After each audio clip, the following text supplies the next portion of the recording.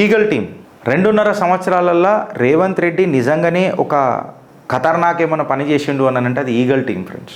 సీరియస్గా ఈ డ్రగ్ మాఫియాని ఈ గంజాయి యొక్క ర్యాకెట్లను గడ్డపర దించిండు రేవంత్ రెడ్డి, ఒప్పుకోవాలి. ఈ ఈగల్ టీం నిజంగానే పనిచేస్తుంది. ఎట్లా, ఏంది, ఏం కథ, అసలు ఏంది ఇవాళ నువ్వు రేవంత్ రెడ్డిని ఎందుకు పొగుడుతున్నావు అని అంటే మంచి చేస్తే ఎవరినైనా పొగుడుతాం. భారతదేశంలో one of the biggest hydroponic ganja busting project అని అంటాం కదా, గంజా ప్రాజెక్ట్ అని అంటాం కదా, దాన్ని బస్ట్ చేసిరు ఎవరు? మన Telangana eagle team. Kudos to all the police officers are the eagle team and also Revanth Reddy గారికి కూడా అభినందనలు. ఫ్యాక్ట్ చెప్పాలంటే ఇది ఆరంభం మాత్రమే. 12 కోట్ల గంజాయి విలువైన గంజాయి, 40 మంది అరెస్ట్ అయినరు, 13 కేజీలు ఇప్పటిదాకా సీజ్ చేసిరు. ఇది కేవలం హైదరాబాద్కే కాదు, థైలాండ్ లింక్ సిండికేట్ బస్ట్ చేసిరు కంప్లీట్గా. 300 క్యారియర్లు, 200 మంది నెట్వర్కు, ఇప్పటికీ 11 మంది ఇంకా అబ్స్కాండింగ్లు ఉన్నారు. ఈ హైడ్రోపోనిక్ గంజాయి అంటే ఏంది అని చెప్పి మనం మాట్లాడితే, హైడ్రోపోనిక్ అని అంటే మీకు మట్టి గిట్ల పెద్దగా ఏముండదు, మడ్ బాల్స్ ఉంటాయి. ఆ మడ్ బాల్స్లలో నువ్వు చెట్లు నాటి పెడతావు, ఆ వాటర్ వస్తుంది, ఈ వాటర్లోనే న్యూట్రియంట్స్ తీసుకొని వస్తావు, అది మళ్ళీ వాటర్ కిందికైనా పడిపోతుంది. ఏదైతే న్యూట్రియంట్స్ అబ్జర్వ్ చేసుకోవాలో దీన్ని ఎయిర్లు అబ్జర్వ్ చేసుకుంటాయి and it is called as a unconventional farming అని చెప్పి మాట్లాడతారు. ఇప్పుడు ఇది చాలా ట్రెండింగ్ ఉంటుంది. మీరు హైడ్రోపోనిక్ అగ్రికల్చర్ అని చెప్పి కొడితే మీకు వచ్చేస్తుంది. ఇది ఇలా కొత్త ఏం కాదు, ఇది సాయిల్ ఫ్రీ ఇండోర్ కల్టివేషన్కి దారితీస్తుంది అనమాట. ఇది వాటర్ బేస్డ్ న్యూట్రియంట్ డెలివరీ చేస్తుంది. ఆల్రెడీ మనం మాట్లాడినాం. ఇన్ఫ్యాక్ట్ చెప్పాలనంటే ఇది ఇంట్లలో తయారు చేసుకుంటారు. ఇప్పుడు ఈ హాల్లో నేను హైడ్రోపోనిక్స్ పెట్టి నడిపించుకోవచ్చు.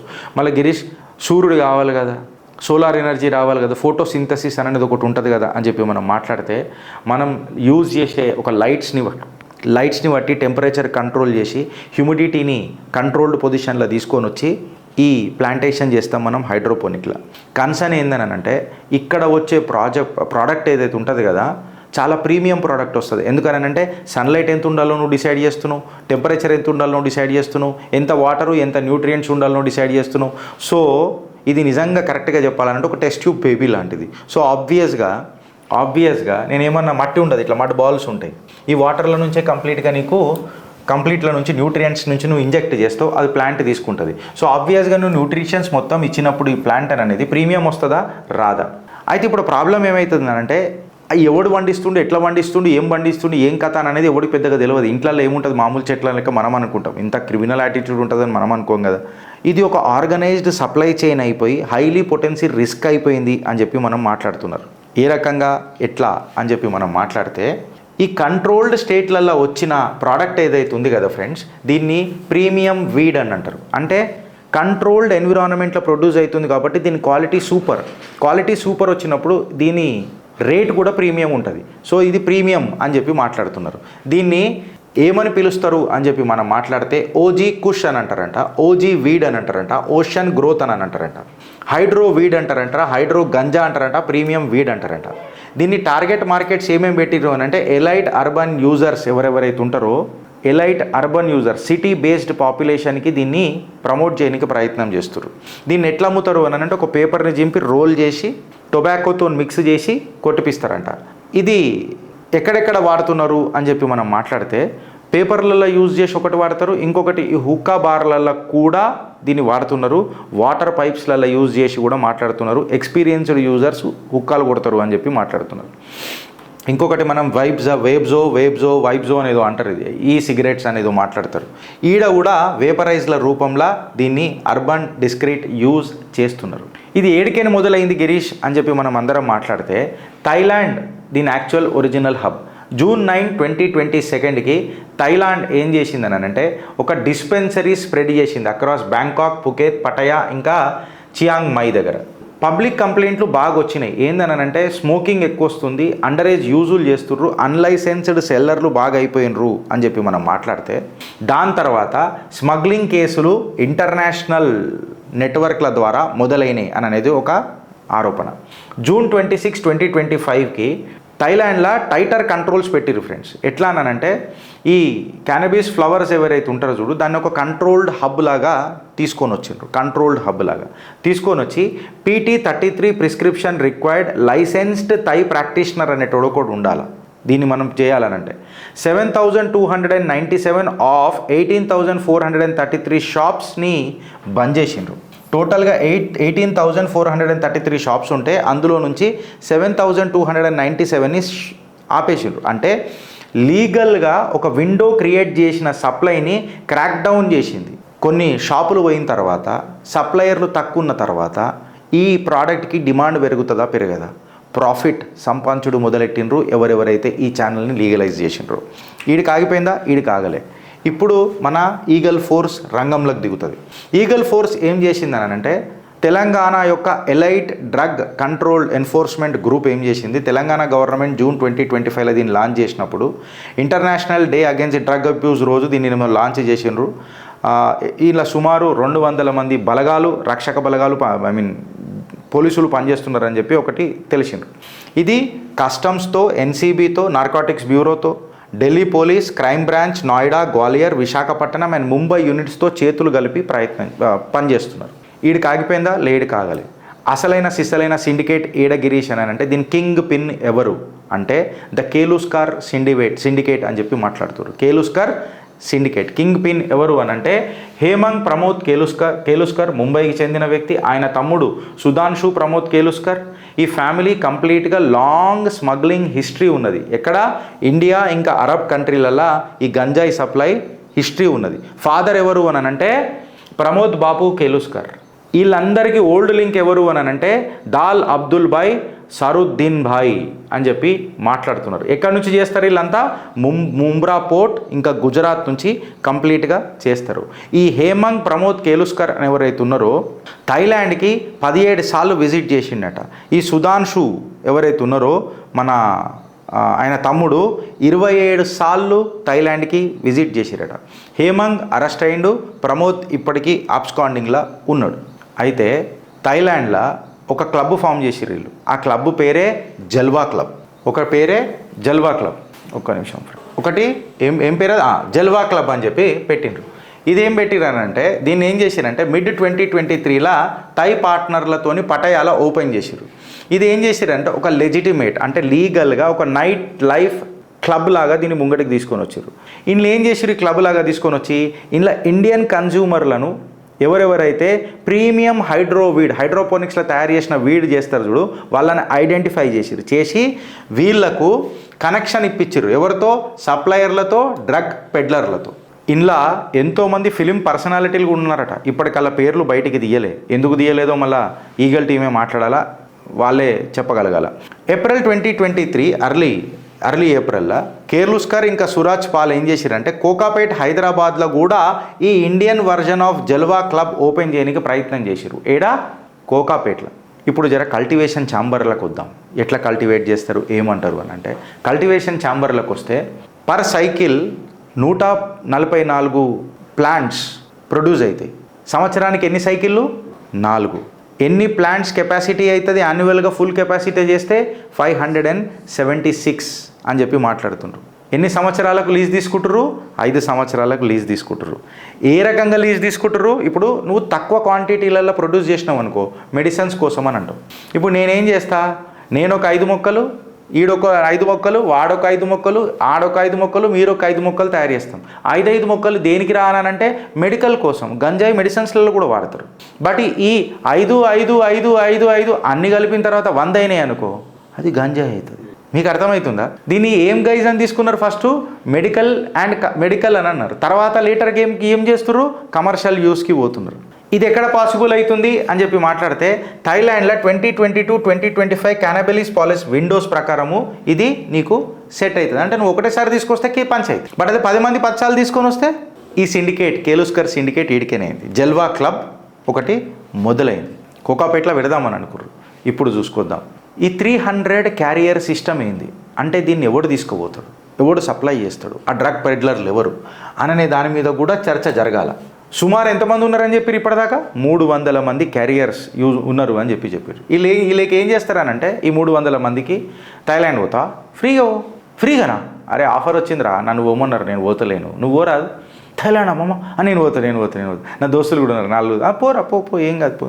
నువ్వేం తీసుకోవు, బట్టల కాడికే నేనే ఇస్తా నీకు.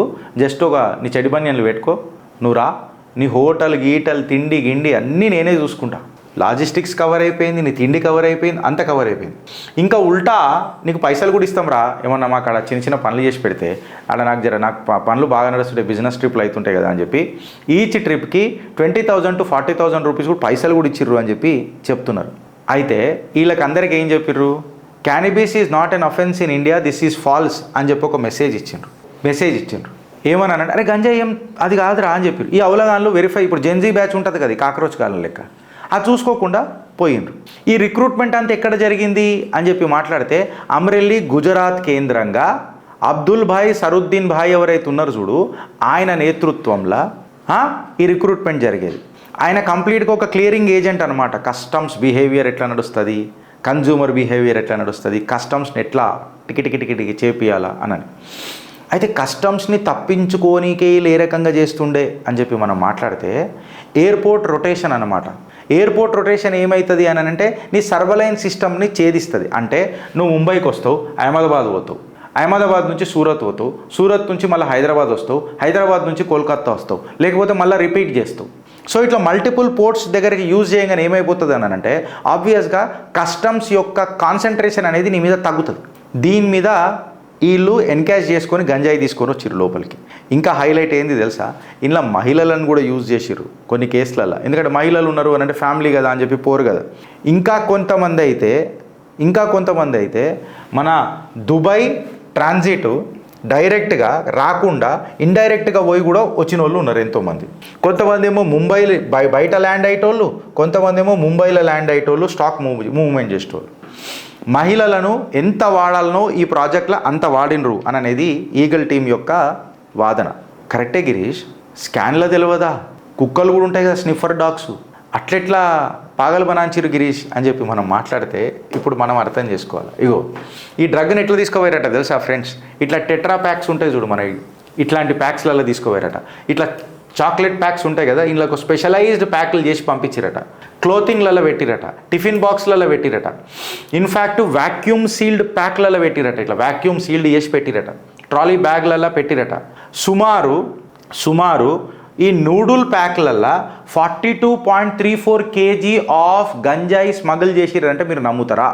బెంగళూరులో 250 వ్యాక్యూమ్ సీల్డ్ ఫుడ్ టిన్స్లా 250 చేసిరట. ఇంకో కొంతమంది అయితే పిల్లలు కలిసి ప్రయాణం చేస్తున్నట్టు చెప్పి పిల్లల బ్యాగులలో కూడా పెట్టి, పిల్లల దాంట్లో పెద్ద స్క్రూటినీ కాదు కదా. అయితే ఇప్పుడు చూడుర్రి, ఏడ సోర్స్ చేసిర్రు థైలాండ్లో, స్మగుల్ ఎడికి చేసిర్రు ఇండియాలో, డిస్ట్రిబ్యూట్ ఎక్కడ చేస్తుర్రు సిండికేట్ వాళ్ళు, మార్కెట్ ఏది మన ఇండియా. హైడ్రోపోనిక్స్ మొత్తం ఎక్కడ జరుగుతుంది థైలాండ్లో, మార్కెట్ ఎంత ఎక్కడ జరుగుతున్నది ఇండియాలో.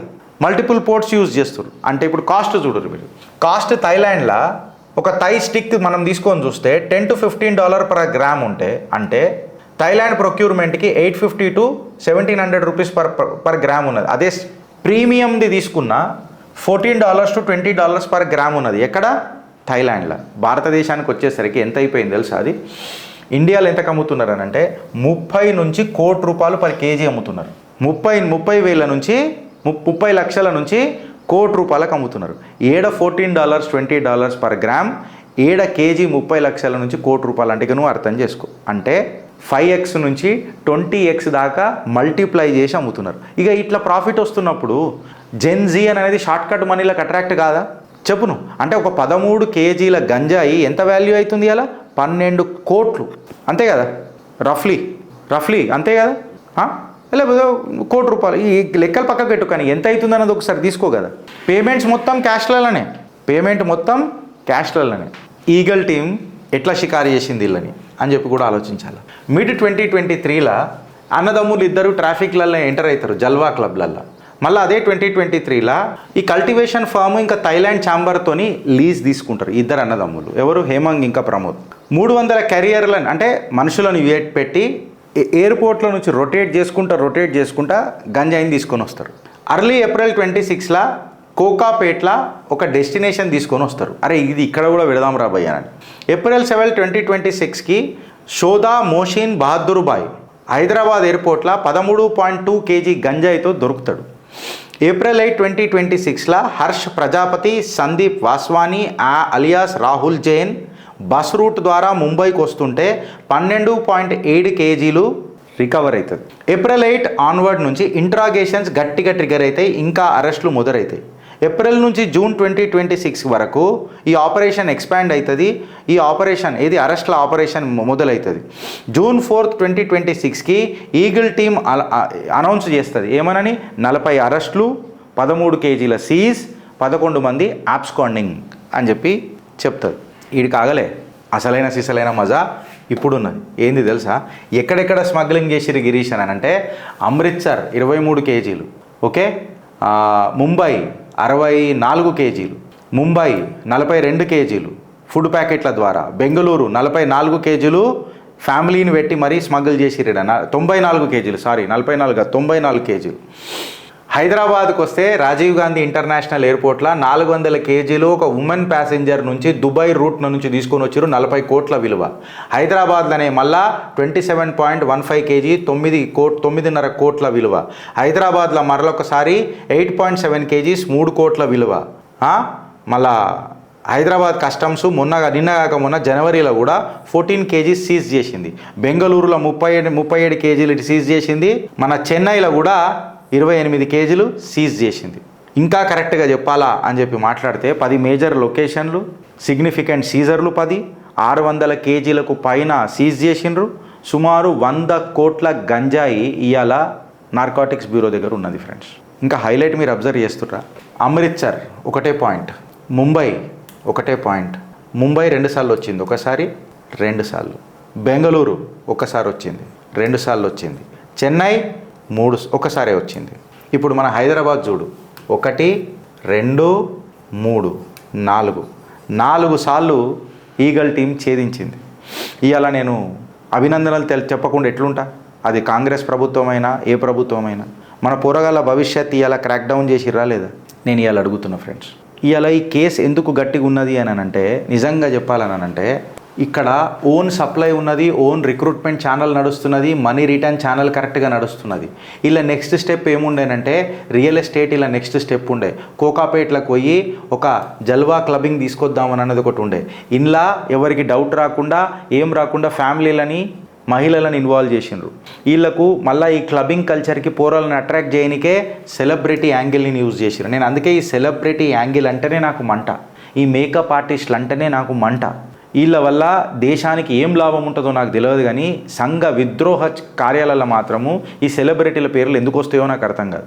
మంచోళ్ళు కూడా ఉండరొచ్చు, నేను కాదని అంటలేను, బట్ ఎక్కడ చూసినా వీళ్ళ పేర్లే ఎక్కువ అనిపిస్తాయి. సెలబ్రిటీ అంటే దేనికి అనేది ఒక పెద్ద క్వశ్చన్ అయిపోయింది. ఇవాళ గోవా 2024లో జరిగిన లీజ్లలో తీసుకుంటే ఒక రష్యన్ డీజే లింక్డ్ ఈ హైడ్రోపానిక్ పేరు మీద గంజాయి చేసి టెలిగ్రామ్ ఉంటుంది కదా వాట్సాప్ లాగా, దాని లోపల ఛానల్లో పెట్టి మరి సేల్ చేసిండట. బెంగళూరులో ఒక డాక్టరు హైడ్రోపోనిక్ గంజా తయారు చేసి నెదర్లాండ్స్ నుంచి తీసుకొని వచ్చిండట. జూలై 2024 ముంబై డిఆర్ఐ కేసు తీసుకొని చూస్తే అన్ని బట్టబయలు అయినాయట. ఇవాళ ఎవరెవరు అరెస్ట్ అయినరు, ఎవరెవరు అబ్స్కాండింగ్ ఉన్నారు అనేది ఒక పెద్ద క్వశ్చన్. కేస్ మాత్రం ఇంకా ఓపెన్ అయ్యే ఉన్నది. 300 మంది క్యారియర్స్ ఉన్నారు, 40 మంది అరెస్ట్ అయినరు, 13 కేజీల గంజాయి ఇప్పటికి సీజ్ అయింది, వర్త్ ఆఫ్ 12 crores, అంటే సుమారు 92 లక్షలు కదా కేజీకి. నేను చెప్పిన లెక్క తప్పు వెనకటికి. ఇప్పుడు 13 కేజీలకు 12 కోట్ల విలువ అనంటే సుమారు 90 లక్షలు. ఒక్కొక్కడు 17 నుంచి 27 సార్లు థాయిలాండ్లో పోయి వస్తున్నారు. సంవత్సరానికి 576 మొక్కలు తయారు చేస్తున్నారు. ఇవాళ కాంగ్రెస్ పార్టీని కూడా నేను అభినందించిన కదా, మళ్ళీ ఇవాళ నాకు 2 పార్టీలు కలిసి పైసలు ఇచ్చినాయా చెప్పురు నాకు. భారత్ మాతాకి జై.